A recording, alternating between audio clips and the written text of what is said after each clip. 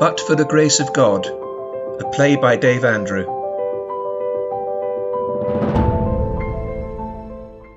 Don't look at me!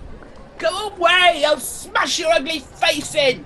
You're a horrible, horrible boy! Go away! Leave me alone! Oh, shut up, you smelly old witch. How dare you! You nasty, nasty boy! Go away! Leave me alone! I'll drain the dregs before they evaporate, yeah? You wouldn't want to lose any. Leave me alone! Sad old bitch. Go away! Drop dead. Go away! Leave me alone! Hi, Mum. Hello, love. You okay? I'm now. Is dinner nearly ready? I'm starving. Oh, it won't be long, love. Your dad's in the front room. Pop in and chat with him whilst I finish up. Will do. Hi, Pops, you right? Good evening, Derek. You okay? Yes, thank you. I just overheard an interesting conversation in the street. Conversation? Yes, Derek, conversation. Or more of a character assassination, to be precise.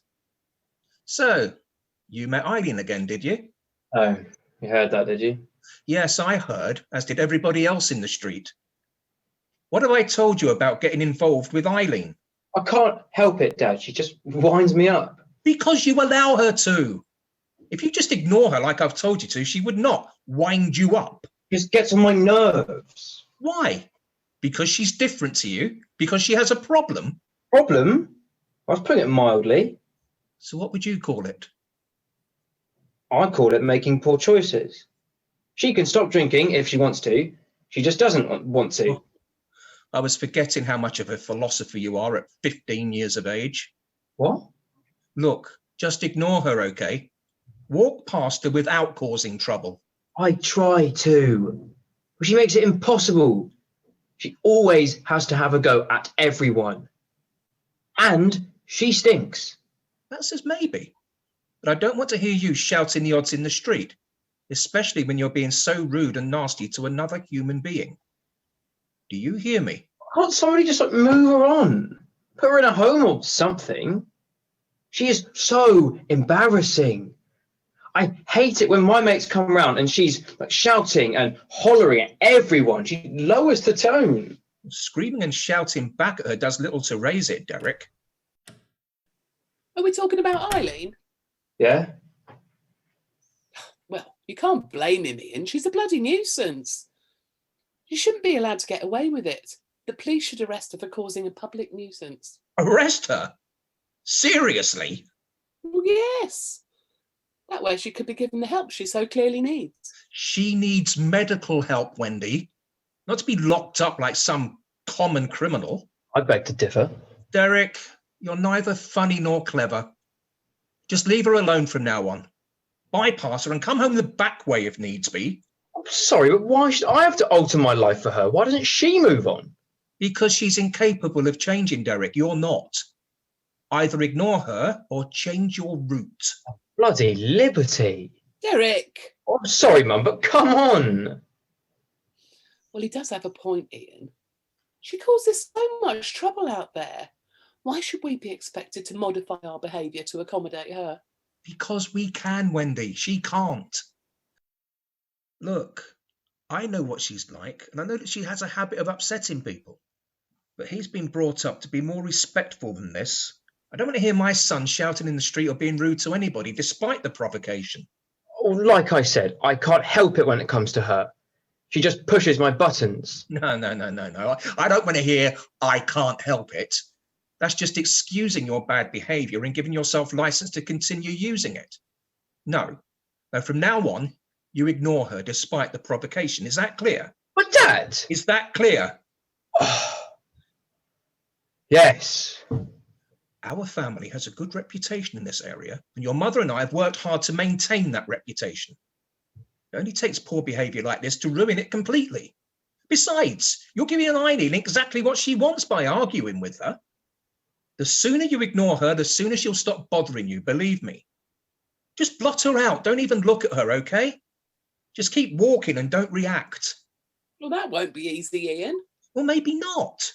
But I still want him to do it. I mean, if I heard him yelling nasty things, and so did everybody else. I never want to hear anything like that again, okay, Derek? Oh, but Dad. Okay, Derek. Okay, all right. God. I won't speak to the old cow again. Satisfied? Derek, don't speak to your father like that. I'm sorry, Mum. I don't know why it's such a big deal for him that I'm nice to her. She isn't nice to anybody, and she's the one who always starts it anyway. People expect it from her, Derek. They don't expect it from you or any member of this family. You have been brought up to be better than that. Do you understand me, Derek? Yes, okay, I understand. God. What did I tell you about being rude to your father? That I should do it more often. You cheeky little sod. Come here. Give your old man a big hug. You're not too old for that. Oh, Dad, get off. Oh, you big Jesse. Listen, I trust in the man that you're destined to become. Don't prove me wrong. Okay, son? Oh, no pressure there then. I love you, son. Love you too, old man. That's just as well, because you're stuck with me, I'm afraid. Sorry I was rude to you, Dad. It's okay. Oh, for what it's worth, I love you both. Now, get the table set. Dinner's ready.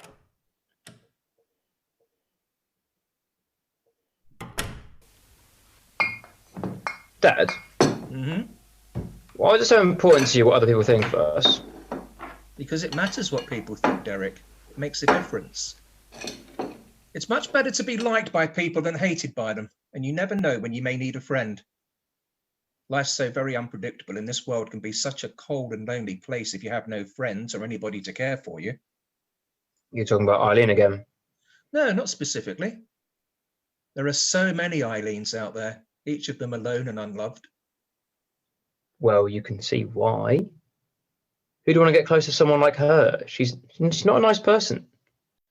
You sometimes have to look for the story behind the stories, because invariably there always is one. Eileen wasn't born an alcoholic. In fact, she was one of the brightest kids at school and one of the most sought after as well. She was a real beauty back then. Get out of here. You knew her from school. You never said. Yeah, I knew her. In fact, it may interest you to know that she was my first real crush. Oh, God. Really? I think I'm going to be sick. Oh, yeah, thanks for that, Ian. I had my mouth full at the time. Well, it's good to know that my family remains non-judgmental. Oh, why have you never told me about this before? We've lived in this street for years, and she's been here as long as we have. Why didn't you tell me? It never seemed important before. There was nothing to tell you. It's only because Derek's been so vocal about her lately that I'm telling you this now. What was she like back then? Was she still as horrible as she is now? No, far from it. She's one of the sweetest natured girls you could ever meet, and the brightest in the class. Everybody thought she was going places. Well, she didn't get very far then, did she? She was one of my closest friends back then. We grew up together. People thought we'd become a couple, but we never did. I was just too focused on scouts and playing football to find time for a girlfriend. Apart from which, I was scared that she would turn me down and that it would ruin our friendship. Found out years later that she felt the same way about me, but it was already too late by then. Well, why too late? We had another close friend, Tony, and we did everything together. Tony and I were in the Scouts. Back then it was for boys only. As it should be. Hey, you. There were lots of parties from autumn around to Christmas, and the older we got, the more outrageous the parties became. We'd get people to buy alcohol for us, and it never ended well. Somebody ended up fighting, crying, or doing something they would later regret. Oh, yes? Tell me more.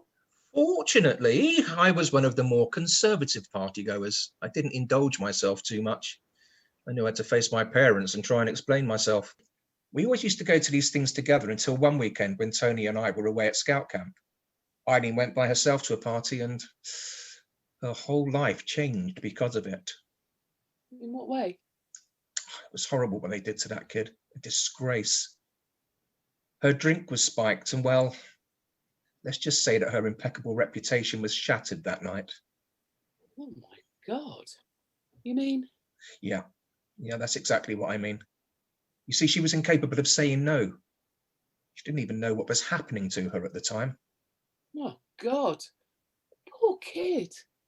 Tony and I got back from camp late Sunday evening, so we never saw Eileen or even thought much about her. There were no such things as mobile phones back then, so we couldn't call her or send a text to ask if she was okay. It's only when she didn't arrive at school on Monday morning that we got worried, so we went to her house after school to see if she was okay. Her mother looked shattered. She didn't tell us what had happened, just that Eileen was in hospital. Whatever it was they gave her at the party had made her ill. They didn't let us visit. They said that she needed to rest. I had a feeling something serious had happened. Oh, Ian. This is horrible. Poor girl. I feel really sorry for her now. Why didn't you ever say anything? I've always felt a bit guilty, to be honest. If Tony and I hadn't gone to that camp, this may never have happened to her. Oh, no, hold on. You can't see it like that. Why should you feel guilty? You didn't make her go to the party. It was her choice. What happened to her had nothing to do with you. Well, he's right, Ian. God. You've been carrying this around with you all these years. Oh, why didn't you ever say anything? I was a bit ashamed, I suppose. I don't know. Well, you've nothing to be ashamed of. I know, but I feel I could have done more. How? I shouldn't have given up on her like I did, I suppose. When she got out of hospital, she was changed from the girl I'd grown up with. She was a stranger. She was angry all the time. Well, understandably. Yeah, absolutely. But she wouldn't allow Tony and I to get anywhere near her. She just pushed us away, and in the end, I allowed her to. Maybe I should have persisted. I don't know. Oh, Ian. It was her who was feeling guilty and ashamed. She probably thought that you and Tony wouldn't want to know her if you'd found out what had happened. How did you feel when you found out that she had, well, you know? I understood that it wasn't her fault, but I'd be lying if I said I didn't think about it or that I wasn't affected by it. I was. You see, son, I also judged her too harshly. I thought more about how it had affected me than it had her. I turned away from her. You were a kid, Ian. What did you expect? She was sent away shortly afterwards to live with an aunt in the country. It always amazed me how many young girls had aunts living in the country back then. I had no idea it was just a euphemism. I never saw her again until she moved here a few years ago, and it was only because somebody told me who she was that I realised it was her. She's unrecognisable from the girl I knew back then. Or does she recognise you? No, I don't think so. I've said hello to her, but she just looked straight through me. No hint of recognition in her eyes. Ugh, what a horrible story.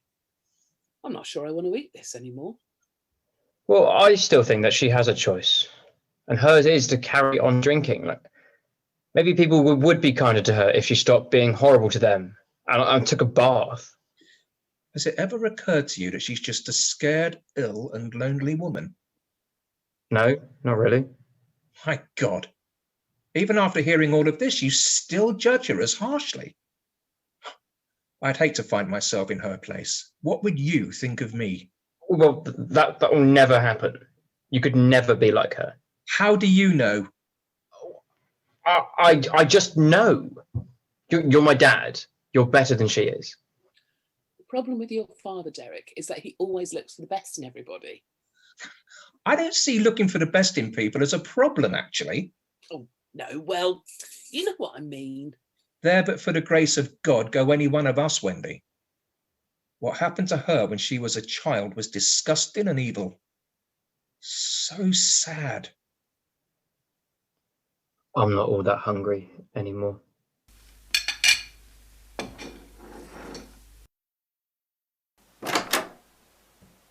Hello, love. Derek? Hey, what's happening on the green? Oh, welcome home, my husband. Oh, I don't know. I haven't heard anything. Why? There are police cars everywhere, an ambulance, and one of those little white tents with those men dressed in white suits milling about. Oh, it sounds like a murder or something. We could be on Crime Watch. Well, if it's a murder, Derek, perhaps you shouldn't sound so excited about it. Someone's lost their life after all. Oh no, well, no, I wasn't. Uh, sorry, Mum. I didn't mean it to sound like that. Finish your homework. Cup of tea, love. Oh, that'd be lovely. I'll come to the kitchen with you. Bloody parents. Well, I don't think you're going to need to worry about Eileen lowering the tone of the neighbourhood anymore, Derek. Wendy, read this out loud for his benefit. Oh, okay. The body, which was found in the early hours of Wednesday morning, has been identified as Eileen Rogers, 54. 54? But she looked ancient. 54's no age. Eileen was found dead on a communal green in the early hours by a woman walking her dog. Oh, what a horrible thing for her to find. Poor woman. The coroner has ruled that death was caused by long-term alcohol abuse. Ooh, well, that explains the tent and the police presence. Well, perhaps it's for the best, eh? After all, she didn't have much of a life, did she? I hope to God I never fall below your high standards, Derek. You're obviously so much grander than the rest of us. Ian! I didn't mean anything by it, Dad. I was just saying, bloody hell. Derek! Yes, you're always just saying. Someday your high and mighty attitude might come back to haunt you. There are always going to be people out there who are worse off than you are. Does that make you their superior? Did I say that it did? Tell me, do you feel inferior to those who have more than we do? No? Why should I? Do you envy them? Well, sometimes. Well, who wouldn't want a really big house or smart clothes and expensive cars? So what people think of you is important after all, then? Oh, what have I done to deserve this, Dad? You're being a bit hard on him, Ian. I think we all need to step back from this now. It just worries me that he's growing up with this selfish, non-caring attitude. We should always do what we can to help people, even people like Eileen. I should have never given up trying to help her, Wendy. Nobody deserves to die as she did, being found dead on the green by a dog walker. She couldn't even have dignity in death. I know, darling, but it was the life she chose in the end. Nobody could help her. She'd never let anyone get close enough. What concerns me more than anything is that she lived a very sad life, died a very lonely death, and yet he remains unmoved by it. Why should I be moved by it? It wasn't like she was family or anything. Why are you so upset by it? Because it frightens me what you may become, Derek. You have no empathy, and everything's got to be as you want it to be. I want to know that I've raised a good person who will look out for others and be a friend to the friendless and not sit in judgment over them. We may never have riches, son, but we have a secure roof over our heads, food in the cupboards, clothes in the wardrobe, and everything we need to live comfortably. Above all than this, we have love, Derek. People like Eileen are forgotten about, dispossessed, and left to grow old on their own. Would you like that life for me or your mother? No, of course not. None of us are here forever. We simply become a fading footprint on the earth. We have to make the most of our time here because it's over before we know it. I need to know that you won't turn away from those in need and that you'll do all you can to help them. Just be kind, my son. Above all other things, just be kind. Well, everything's become very serious all of a sudden. I need to pop into the office for an hour or so. We have a big meeting tomorrow and I want to make a head start on that. Ian, no, not at this time of night. Can't you leave it till the morning? Maybe go in early? Oh, come on. Let's just relax tonight. We can wash up and then snuggle down and watch a film together. A comedy, I think. Sounds good. But I really want to get ahead with this. It's a very important meeting. Besides, I could do with the fresh air. Oh, don't go on my account. Derek, clear the table. Oh, Mum. Now, Derek. Bloody hell.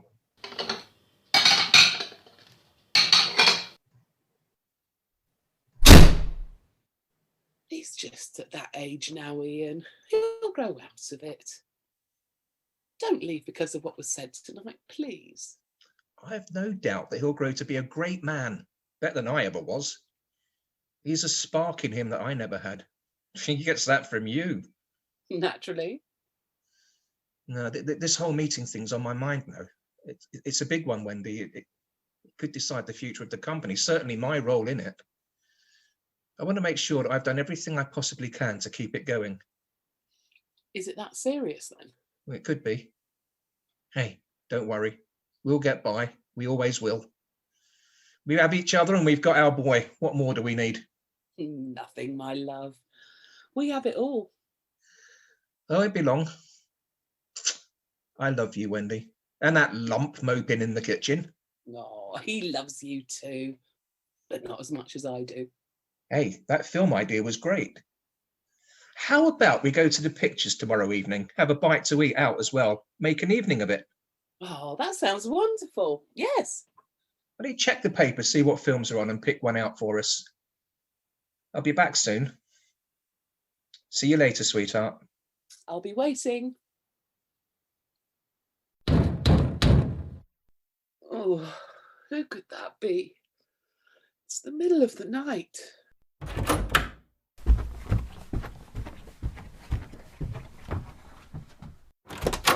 Mrs. Rogers, my name's PC Chambers.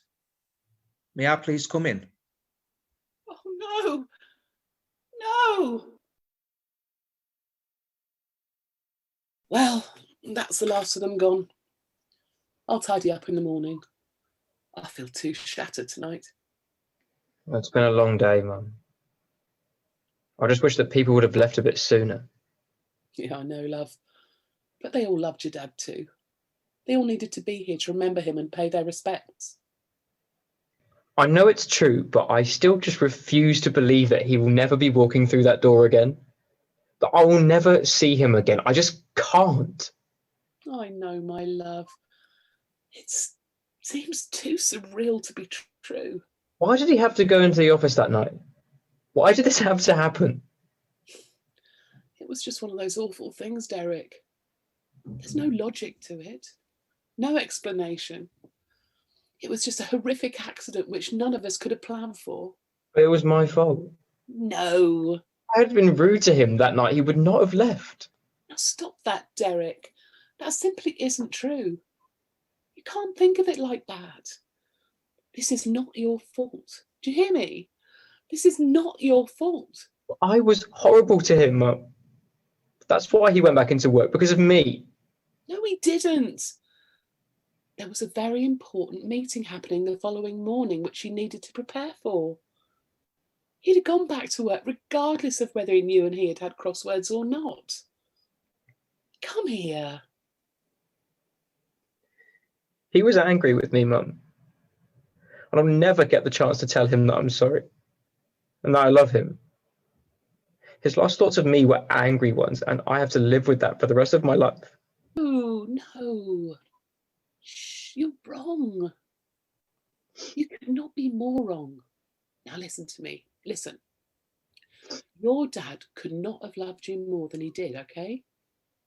He wasn't angry when he left here that night. His last words were that he loves me and that lump in the kitchen who was moping. I promise you that he was not angry. The last thing he said about you was how much he loved you. What are we going to do without him? This isn't fair. I know, sweetheart. I know. I hate God. God wasn't driving the car that killed your dad, sweetheart. We'll get by, you and I promise you. We'll get by. And do you know what? Listen, we'll not just get by, we'll make him prouder of us than he ever thought he could be. Okay? I miss him, Mum. Me too, my love. Me too. I'll never let him down again. I promise. From now on, I'm going to be the man he always thought I could be. The man he wanted me to be.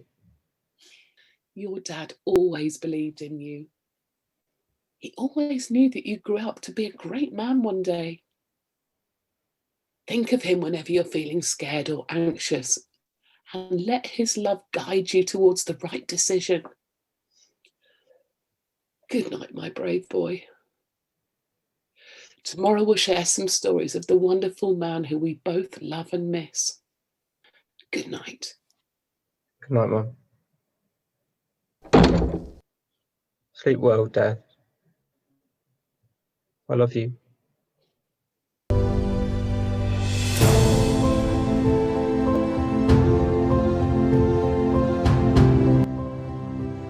But for the Grace of God was written and directed by Dave Andrew and featured Sarah Robinson in the roles of Eileen and Wendy, Frankie Oldham in the role of Derek, and Dave Andrew in the roles of PC Chambers and Ian. Sound effects used in this production were provided royalty-free and obtained through recognised websites. This has been a Dave Andrew radio play. Thank you for listening.